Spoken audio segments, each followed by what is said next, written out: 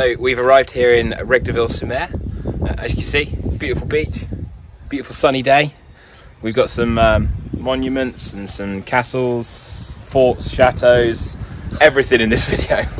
So let's probably. So we're gonna take a walk up the road first and have a look at the ruin that's here. And there's also some kilns as well to go and look at. Hopefully we can fit those in if we get time. Yeah. And take a walk down the beach and just sort of show you around the area. Sorry. I'm standing downhill, so I look very small. So let's start exploring. Work hard, get dough. I can't get no sleep, please make my life more simple. Miles inside these shoes so I don't stomp, I tiptoe. Fell 1,000 times and still I roll no limp though.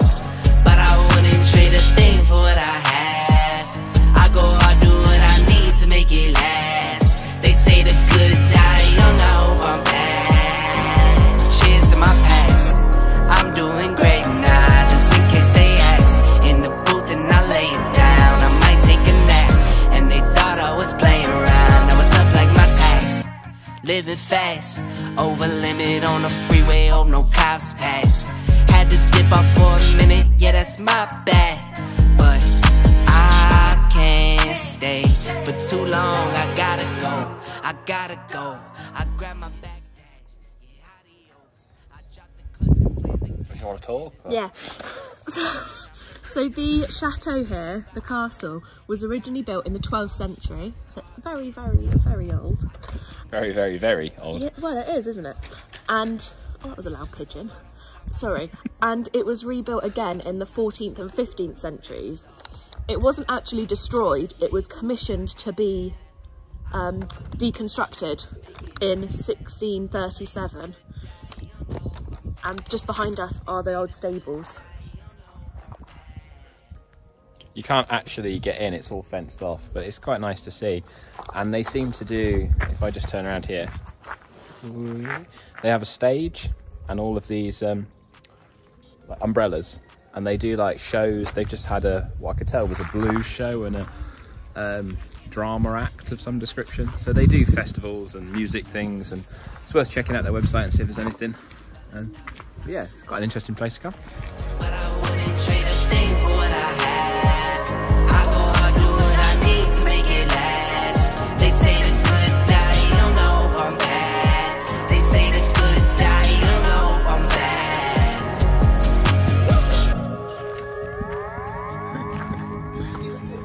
Yeah, can you do us a little dancing? Oh well. Look what we found. It's a well. It's not that deep. No, I think it's pretty filled in. It's like double reinforced. So during the Middle Ages, the sea, you can see it's really far out. It used to come right up to the castle, and just in front of us were the castle gates. Here. And this was one of the most important castles during the Middle Ages because it controlled all of the traffic that basically went up and down this river on the peninsula of Cotentin, or Contentine, I can't remember if it's got an N in it. And it used to allow merchants to go in and out from the sea and go to local villages and towns so that they could trade. But yes, the sea goes far out now. We'll try and get a picture of it that shows it a bit better than on video. But yeah, this is part of the 15th century bridge that was originally the entrance to and from the castle. So on this part of the wall you can see that there's different layers to it, and all the brickwork that's here has been made up and brought from different parts of France, including granite and things from Caen. So they've used lots of different bricks from lots of different parts of France to rebuild the chateau. It's quite interesting to see. And you can see as well in the formation of the wall how many times it's been rebuilt, because you can see at least 3 stages of when it's been rebuilt over the centuries. Yeah, I'll try and get some footage now. So the reason that that wall had to be rebuilt so many times was because the sea came right up to it. It used to get really bad storm damage, and there were 2 occasions in the 1500s that it was so badly damaged that it needed to be completely rebuilt again. So I don't think there's much of the original 12th century chateau left. And it's also, historians think that there was actually a house or a castle on the site from the 9th century. and then it got destroyed by the sea, and then it was rebuilt again in the 12th.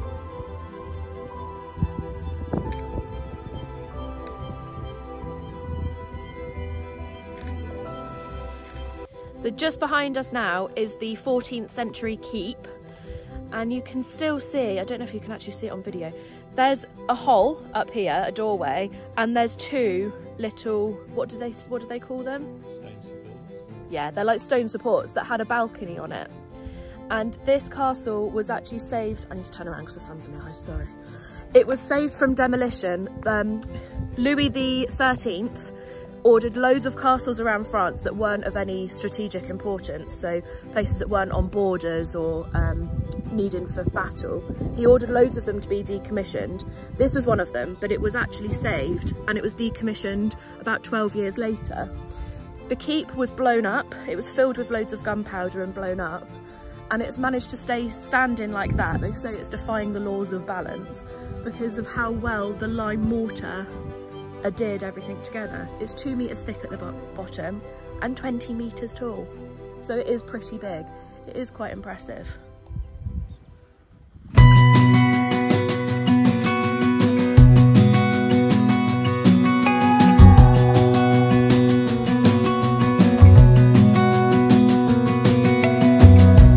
As a young girl, the fields were mine. We played hide and seek for hours, raised our shadows among the pines. So offshore, playful and free, without a care in the world. I was one rich little girl, daydreamer, kidnap me, take me back, all the way back to them days, running around in a gown and a crown, barefoot.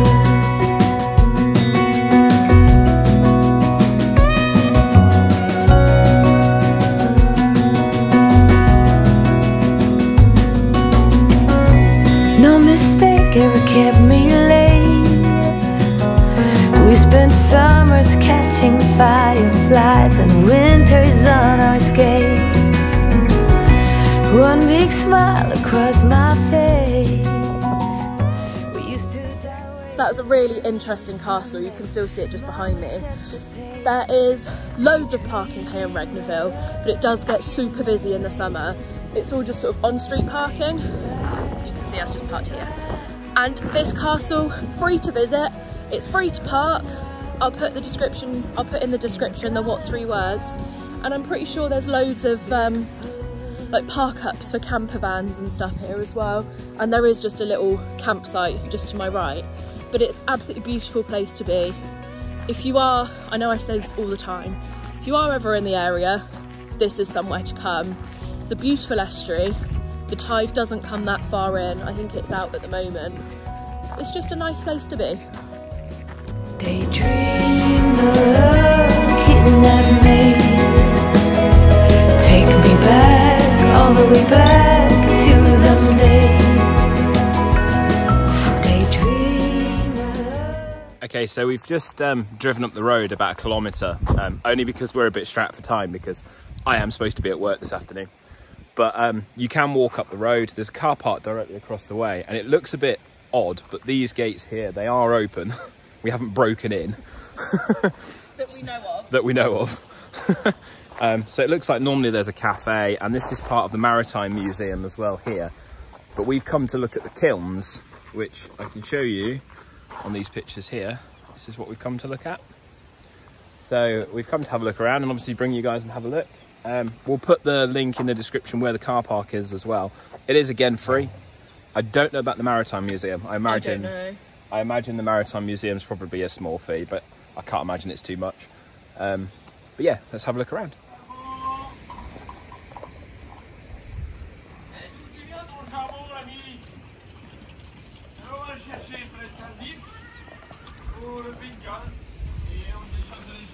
So I don't know if you could hear that, but the info boards have got sensors on them. When you walk up to it, it starts playing surround sound music. There's like 4 little speakers. That one was something to do with horses because we heard galloping, but it's quite muffled and our French isn't that good, so we don't know what they were saying. But it's a pretty cool feature. Oh my goodness, it's huge! Holy moly! As a kid, Oh my I God, used it's to live out massive. by a lake. Isn't it? Lightning marks, collecting sticks and secret handshakes. Okay, so we actually didn't know that this place was here. We saw it when we were driving into Regneville, and we thought we'll come here, I'll do a little bit of video in, show some kilns, sort of thing that you'd find on Pottery Smashdown. And It's throwdown. Throwdown, not Smashdown. Smashdown is what I call it. Pottery Throwdown. But actually, it turns out they're huge. So it's a little bit, we're a little bit unsure about how we get there, but we'll find out. We will find out. So yeah, let's go and explore. Do you ever think about the time when we were young? Everything we dreamt of being, we had so much fun. I don't wanna lose your love. I've been wishing on the stars above. If I go back in time far enough, I know that I would find you. Those lazy days where we would sit out on the pier. The sky was wide open and everything was crystal clear. Anything that you would tell me, I just couldn't wait to hear. And we'd soak up the sun, smiling ear to ear. 'Cause it felt so right. It would have been possible to produce up to 27 tons of lime per day per kiln, and there were 4 kilns in all. But although production capacity was huge, full output was rarely achieved, as demand was very irregular and fluctuated greatly at different times of the year. Having you by my side, I would never waste your time or mine. Do you ever think about that time when we were young? Everything we dreamt of being, we had so much fun. I don't wanna lose your love. I've been wishing on the stars above. If I go back in time far enough, I know that I would find you.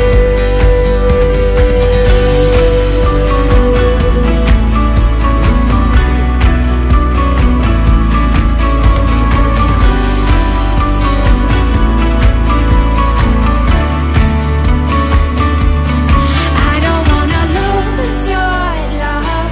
I've been wishing on the stars above. If I go back. So there are 4 of the kilns still intact, and the building started around 1850, but they actually think that there was an extra, was it 2 on each side? Yeah.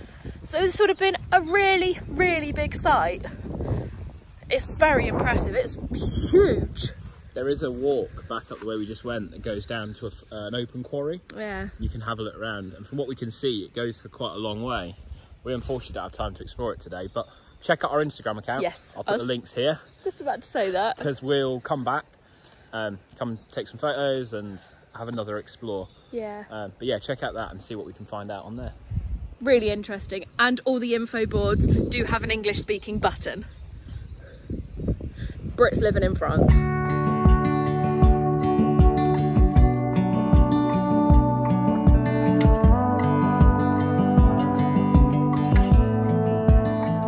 I saw the ending before the movie was done. I got thick skin because I've been burned before. I got baggage that you don't know of.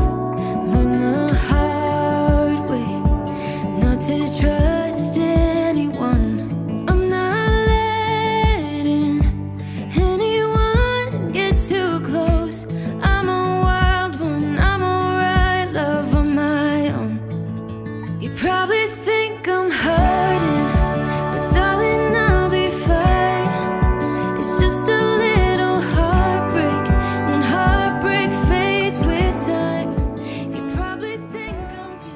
Obviously this kind of place back in the mid-19th century would have been really dangerous to work in.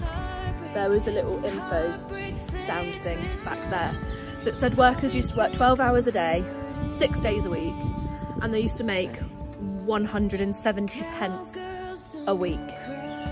£1.70. It's insane. And obviously it was really dangerous for their lungs because they were working in ash and the lime, and they said it was so hot that it would have been hot enough to burn off their eyebrows. So people that worked in places like this would have been pretty hardy. Before we even got to dance, I have demons that I don't really show. Learn the hard way not to trust anyone.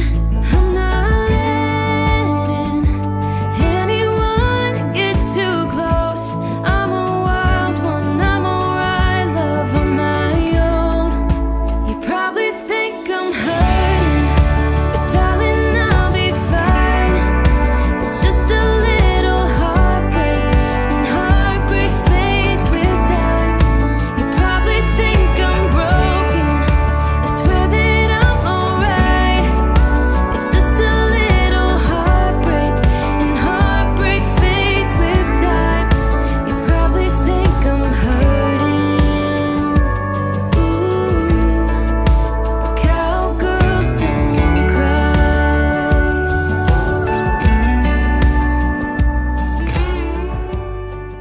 Okay, so hopefully you can hear me. It's quite windy up here. We thought we'd just give you a little look about how the kiln works. So you can see where we're at the top. You can see up here. This is the top of the kiln now. So this is where your limestone's poured in. So it'll come up here on car, tipped in. And then the furnace, which is right down the bottom, would have been set. And the lime would have come out into those trolleys that we saw. And then halfway down, you can see just here, as I lean over the edge precariously, is where the stone, or the slag, what's left after the lime's come away from the stone, would be pulled out. That would be used for building. The lime would go on to be used for mortar and putting in fields and all sorts of things. So it's quite a simple process, but on a massive scale. Heartbreak fades with time. You probably think I'm hurting. Ooh, cowgirls don't cry.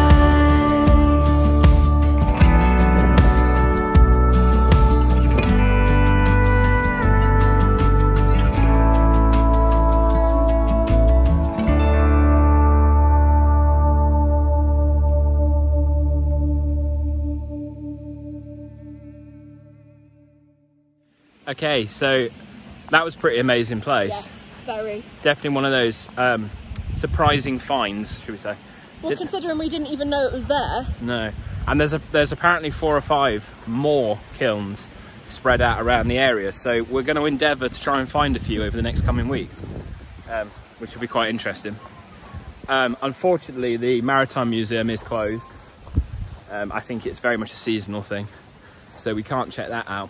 But highly recommend coming here. Yeah. Like I say, we're going to come back probably at the weekend, go for a walk, take some photos, look a little bit more at the quarry. So check out our Instagram account.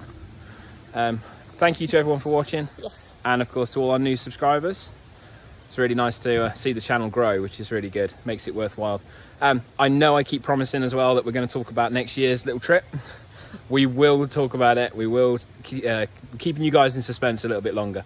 But it's going to be a pretty incredible trip, so stay tuned and we will tell you about that pretty soon. As always, consider subscribing, and thank you for supporting the channel. Give us a thumbs up if you enjoyed the video. Ring the little bell, notify you when our video comes out every Friday. And until next week, we will see you guys. Bye. Bye.